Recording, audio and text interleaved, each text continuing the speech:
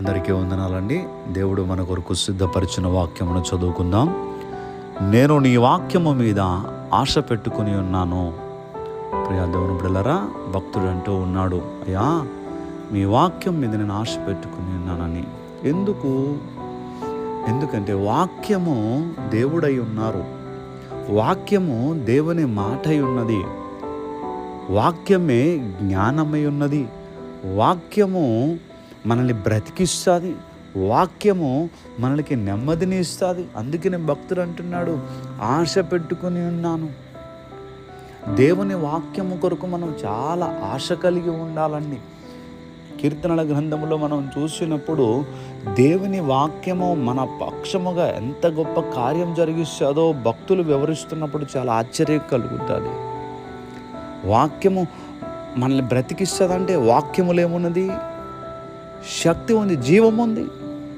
వాక్యము మనకి నెమ్మదిని ఇస్తుంది. అంటే ఏ పరిస్థితుల్లో మనము చిక్కుకున్నామో ఆ సమయాల్లో ధైర్యమును, ఆదరణ కలిగిస్తుంది. మనకి వాక్యము మనకి త్రోవలో వెలుగుగా ఉంటుంది, దీపములా ఉంటుంది.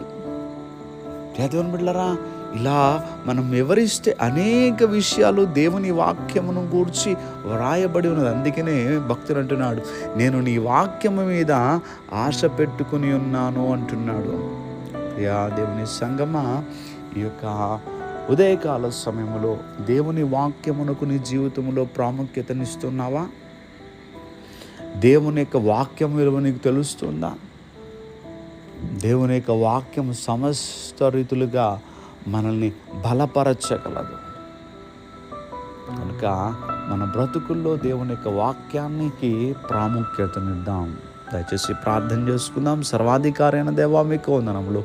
ఈరోజు నీ బిడ్డల వారి పనులు ప్రారంభిస్తూ ఉంటాం, నీ బిడ్డల పనులకు తోడుగా ఉండి వారికి సహాయం చేసి వారిని దీవించి ఆశీర్వదించి బలపరచి వారి ప్రతి అవసరమును కూడా తీర్చమని, ఈరోజు అంతా నీ బిడ్డలు సంతోషంగా ఉండులాగున నీ బిడ్డలు చేపట్టుకుని మీరు నడిపించమని యేసుక్రీస్తు వారి నామం పేరట అడిగి వేడుకుంటూ ఉన్నాం మా పరమ తండ్రి. ఆమేన్, ఆమేన్, ఆమేన్.